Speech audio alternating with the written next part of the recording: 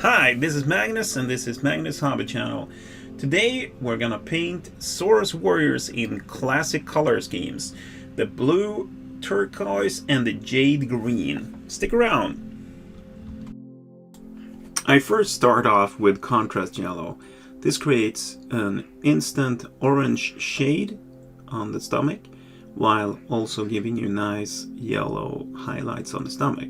It's a very effective way to get that classic old school Lizardmen look the way I remember them back from 5th edition. It is of course very important that you start off with a white primer, otherwise this technique will not work. Next up is the base coat. On the turquoise one I will use Steganon's scale green. I will try to avoid hitting the stomach as much as possible. Otherwise you can be quite liberal with it. You don't need to care all that much if you hit other spots, because you will be covering that with other colors.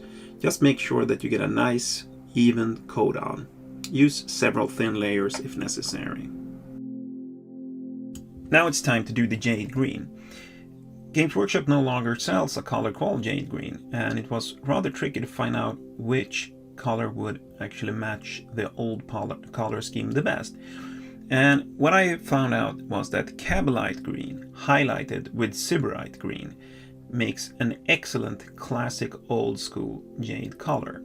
Therefore I don't have to use my old jade green from Coat the Arms or try to find original colors. This will give you pretty much the exact same color, but it's easier to find and it gives a nice good coverage. Same thing applies here as with the turquoise. You need several thin coats of this, and actually this color has a lot less coverage, so you're gonna have to work through it. Do not get tempted to just use one thick coat. It will cover the details and it will leave a much worse result. So be patient and it will pay off. Now the time has come to do the loincloth. I use Mephiston red as the base color. It is a very strong, vibrant red color, especially when used on white. It also has a very good coverage, which is very important, since this will allow you to just use a single coat, even though it's thin. We will then further highlight them using several different oranges. Now we have finally arrived to the highlight stage. This is really important, and at least according to me, this is the most fun part. This is when the model starts to come alive. Basically, just use that green to highlight up, up, up. Try to hit the raised areas, try to leave the areas where you want it to be a bit darker, dark, and then just work through it. All it takes is patience. It is not difficult. You need a steady hand, a good brush, but that is pretty much it. Anyone can do this. Now it's time to highlight the jade green. The jade green is highlighted with Sybarite green. This is a much easier process than taking old jade green, diluting it with white, trying to find that proper highlight. This is more straight out of the pot, and this will make it possible to come back to this project and revisit it and just use the same color, and you will have an exact match straight at once.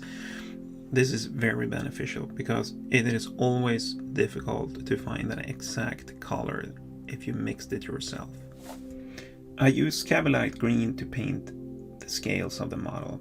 This reminds me of when I first painted these models 20 years ago, and it brings me back. You can use whatever color on the scales that you want. I like red on the turquoise one, for example. Now it's time to highlight even further.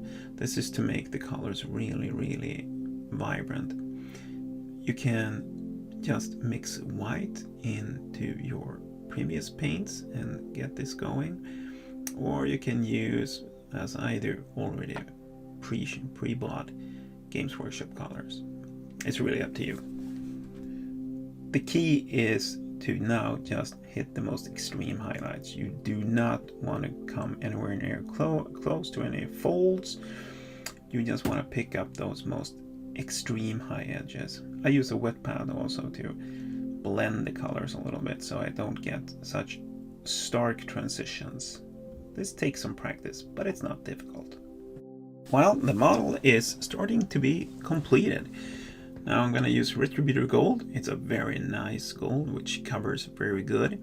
And I will use that to pick out any metal parts. It will also go on the shields and, well, anything that's metal really.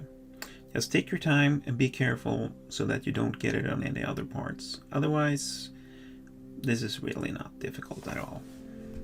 Now it's time to pick out the teeth, the claws on the feet and on the hands.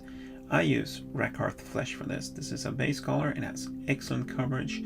It makes it easy to apply without any risk of it pouring everywhere else. Just be careful about it. Work through the model. Take your time. As long as you're careful, use a good brush with a nice pointed point. It'll be fine. This is how I do the eyes. I use Rakarth Flesh to fill out the entire eye socket. I will then apply a yellow contrast, and over that I will use a small marker pen, a micron pen, to put in the eye itself. Now just pick out any of the parts that are wood or rope with using some brown, whatever you got lying around. It's not all that important. I sprayed the shields using Retributor Gold, and then I continue to just put on some colors that I really liked on them. In this case, it's Mephiston Red, which give a very nice bright red. I also highlighted using different oranges.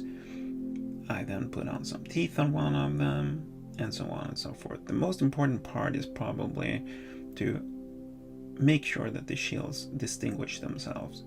Use some colors that contrast properly. I also highlighted them using Stormhost Silver on all the raised edges, and then I used Reichland Flesh Gloss to give a little bit more of a coppery tone to it. Really simple, doesn't take long at all. And for that old school base, you want to use Warboss Green, or if you got it, classic Goblin Green. It's a classic color. It's not for everyone, but since I want this army to look like it was back in the 90s, well. And here we go, the finished Saurus. And I'm quite satisfied with this. I'm still waiting for my flock to arrive, so unfortunately I haven't been able to finish those bases. And if you like this, please hit the subscribe button, like, comment if you want to see me paint anything else. I'm planning to do a couple of Bretonnians in the future as part of the challenge that's going on the Crown of Command podcast. And I will also be painting more classic Lizardmen for my 5th edition army. Thank you very much. Goodbye.